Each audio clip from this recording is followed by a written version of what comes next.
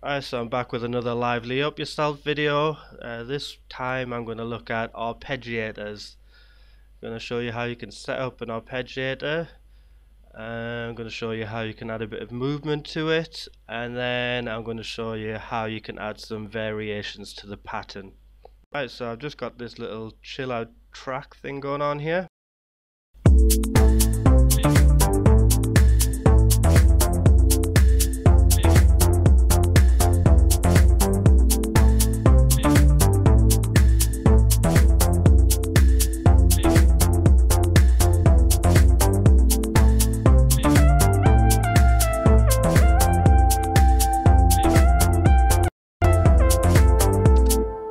Right, so you get the idea.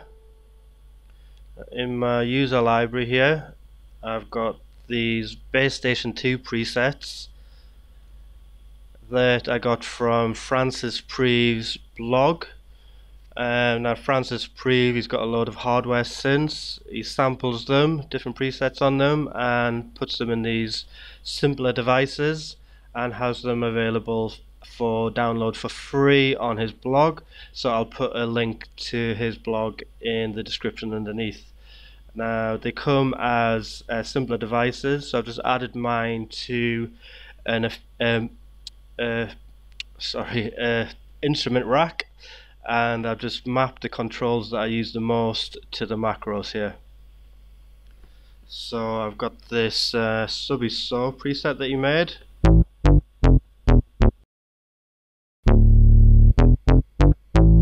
Just going to go up the octaves a little bit.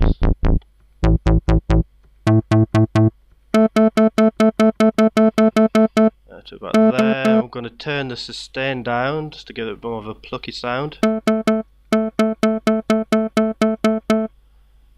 And in the filter section, I'm going to turn this up to 100%. I'm going to tilt the frequency down a bit.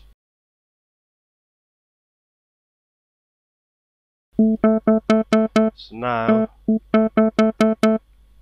the harder I hit the key on the keyboard, the more it opens up the frequency.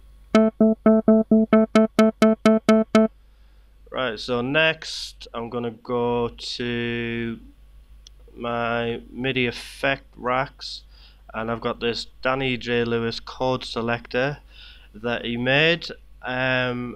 It was a free download from the Point Blank website, I think.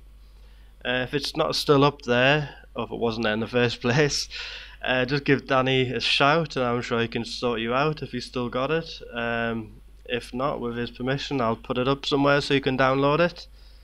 Now what this is a lot of chord devices stuck inside a MIDI effects rack.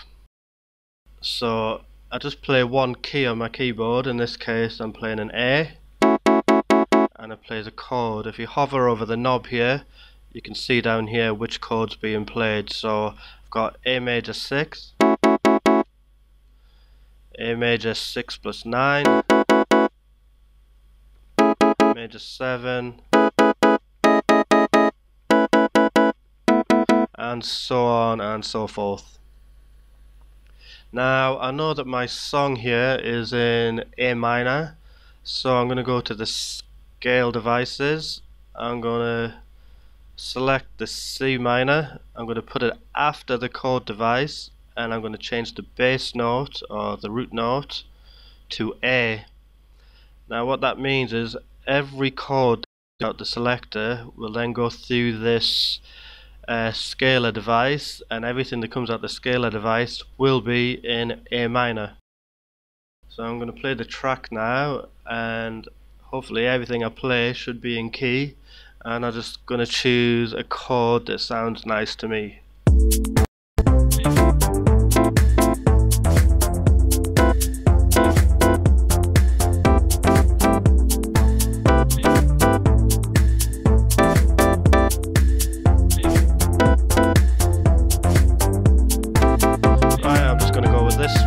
For the sake of time.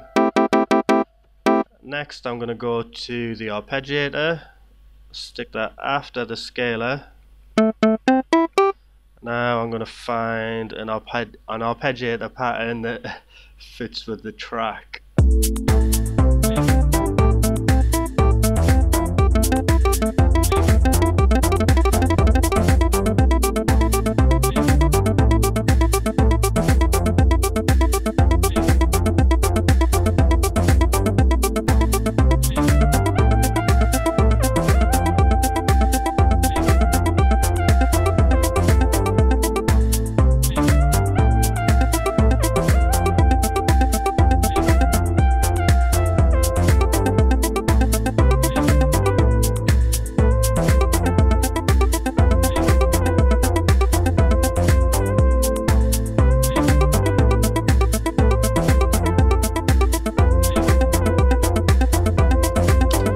So I'm going to go with that converge, and then I'm just going to record it in.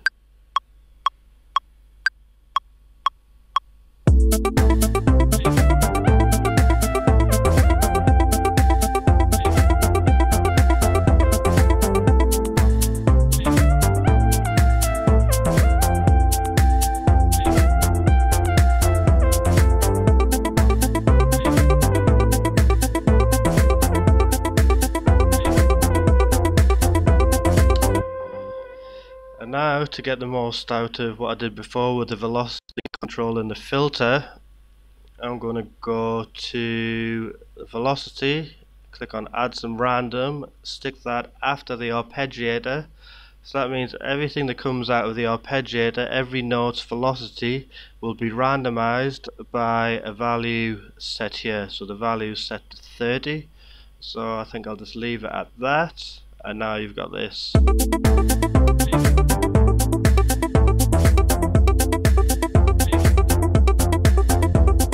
So you've got a bit of a humanized arpeggiator coming out there. So just so you can see visually what's happening there, I'm going to record it in to a MIDI track. So I'm going MIDI in from the subby saw, have it on post effects, record enable, and just record it in.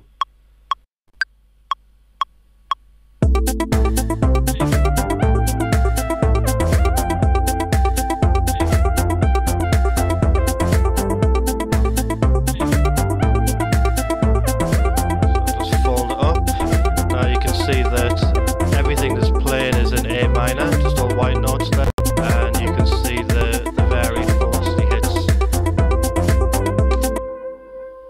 So now to show you how you can add a bit of variation to that arpeggiator pattern. Now this morning I was on the Melda Production website, and they have a 14-day free trial of their production suite. Tons of plugins here. I don't think 14 days is enough for us to go through them all to see what they all do, but after the couple I played about with, they've been really good, and I'm going to show you this MRhythmizer. So I'm going to stick that on the arpeggiator track, and I'll show you what I can do. So I'm just going to load up a preset. Try this patterns. Now this is one of those kind of glitch plugins, I guess you call them, that just add changes to, well, I'm not really sure what they do, I'm not even going to try and pretend. You'll be able to hear.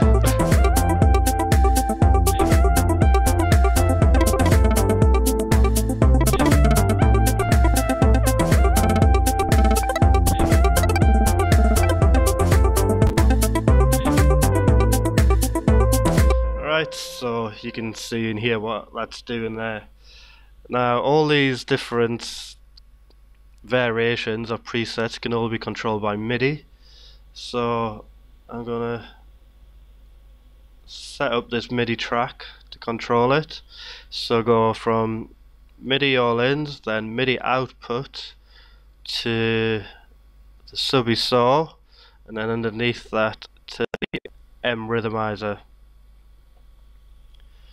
I'm going to change the trigger in here to immediate single shot, and what that means is as soon as I press a key, it will immediately go to that preset, and by the time it gets to the next bar, it'll go back to the C1, which is a blank preset. So let me just find the right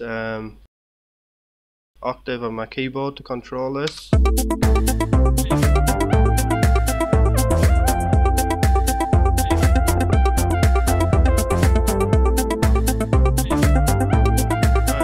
Jam about with this and see if I can get some cool little variations going on.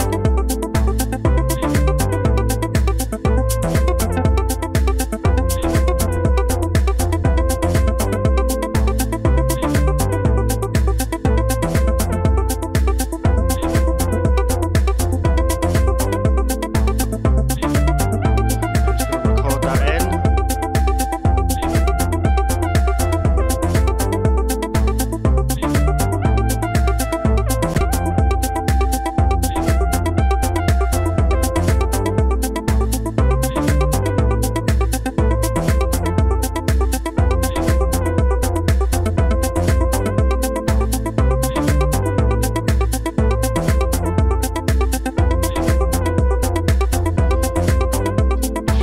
So it loops round 4.